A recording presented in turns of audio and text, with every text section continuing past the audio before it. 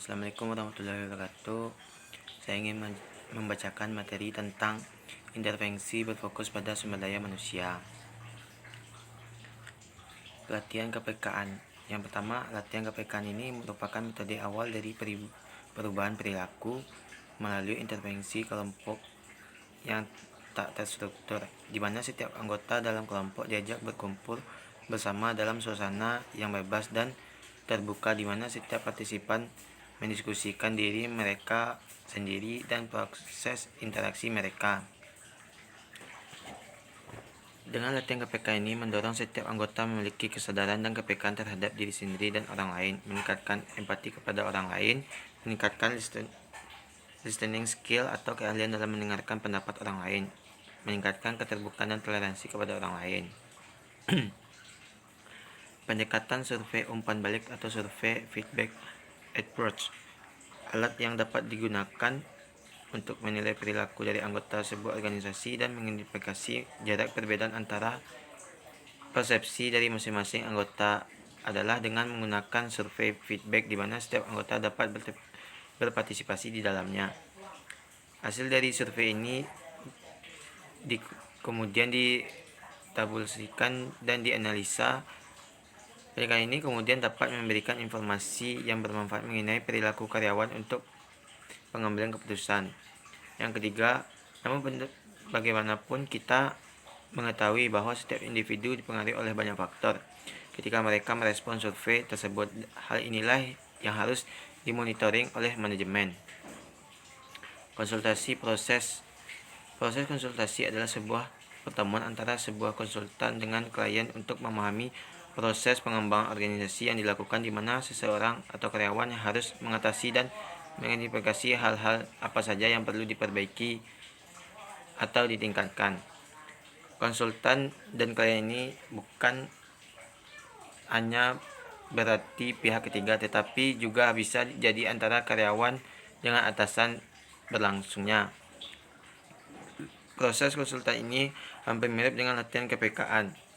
Namun pada latihan KPKan lebih menekankan kepada tugas, sedangkan proses konsultasi lebih kepada memberikan pemahaman. Dengan lebih paham, maka diharapkan tingkat penolakan akan lebih dapat berkurang. Pembinaan tim. Setiap organisasi pada dasarnya sangat mengandalkan pada sekumpulan orang yang dapat menyelesaikan tugas secara kelompok. Jadi proses pembangunan tim ini dilakukan dengan meningkatkan interaksi di antara sesama anggotanya. Proses pembangunan tim menggunakan interaksi yang sangat tinggi dalam aktivitas sebuah kelompok untuk meningkatkan kepercayaan dan keterbukaan di antara sesama anggota tim, meningkatkan kemampuan untuk berkoordinasi dan meningkatkan performa tim. Pengembangan antar kelompok.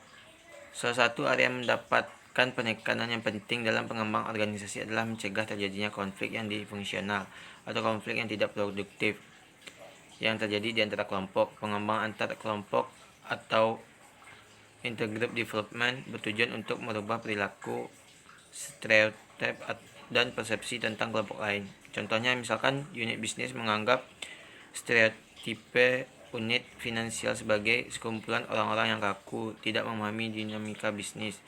Tujuan utama adalah untuk meningkatkan hubungan antara satu kelompok dengan kelompok lainnya. Appreciative inquiry bertujuan untuk mengidentifikasi kualitas-kualitas yang unik dan kekuatan yang istimewa yang dimiliki oleh sebuah organisasi, yang kemudian dapat menjadi dasar untuk peningkatan performa atau kinerja. Metode ini sedikit berbeda dengan metode pengembang organisasi yang lain karena appreciative inquiry tidaklah menekankan pada permasalahan-permasalahan yang terjadi, tetapi menekankan pada kesuksesan sebuah organisasi.